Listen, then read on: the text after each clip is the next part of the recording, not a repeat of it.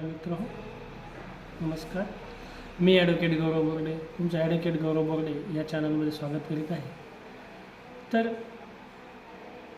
कधी कधी असं होतं की दोन भाऊ असतात. दोन भावापैकी एक मोठा भाऊ मयत झाला आणि मयत झाल्यानंतर त्याचं लग्न झालेलं असतं आणि लग्न संबंधातून त्याला एक मुलं किंवा दोन मुले असतात आणि त्याची मयत पत्नी असते. त्यावेळेस तिची प्रॉपर्टी असते 7/12 उतारा ती माळती हक्काची. तर त्यांचं नाव डावलून लहाना भाऊ हा परस्पर त्याच्या नावावरती सगळी प्रॉपर्टी ठेवून घेतो. अशा वेळेस ज्या वारसाच्या नोंदी आहे त्या कुठं करायच्या ते माहिती नसतं. तर ज्यावेळेस परस्पर नाव वगळलेलं असतं आणि त्यांनी सगळेच त्याच्या नावावर प्रॉपर्टी ही केलेली असते, 7/12 असेल प्लॉट असेल, तर अशा वेळेस ती जी महिला आहे तिनं प्रांत अधिकाऱ्यासमोर तिचे ज्या फेरफार आहे ज्याने ती नोंद केलेली आहे त्याच्या विरुद्ध तुम्ही मेहरबान प्रांताधिकारी साहेब यांच्यासमोर जाऊन का आम्ही रीतसर वारस आहोत त्याचं मृत्यू दाखला हे सगळं देऊन तुम्ही वारसाच्या नोंदी प्रतिज्ञापत्र देऊन करू शकता. कधीकधी आपल्याला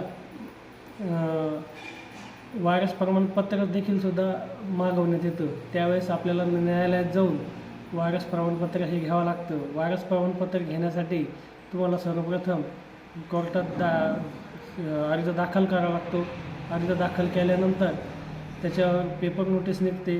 कोणाची काही हरकत आहे का, हरकत असल्यास ते थर्ड पार्टी हजर होते. त्याच्यानंतर सगळे पुराव्यानिशी पाहिल्यानंतरच कोर्टातून वारस प्रमाणपत्र भेटतं. तर असं कोणी व्यक्ती असेल की त्यांचे खरंच जी व्यक्ती मयत आहे तिचा गैरफायदा घेऊन त्यांच्या नोंदी न लावता परस्पर दुसऱ्या व्यक्तीने म्हणजे भावाने जर त्याच्याच नावाची नोंद लावून घेतलेली असेल तर घाबरायचं काही कारण नाही.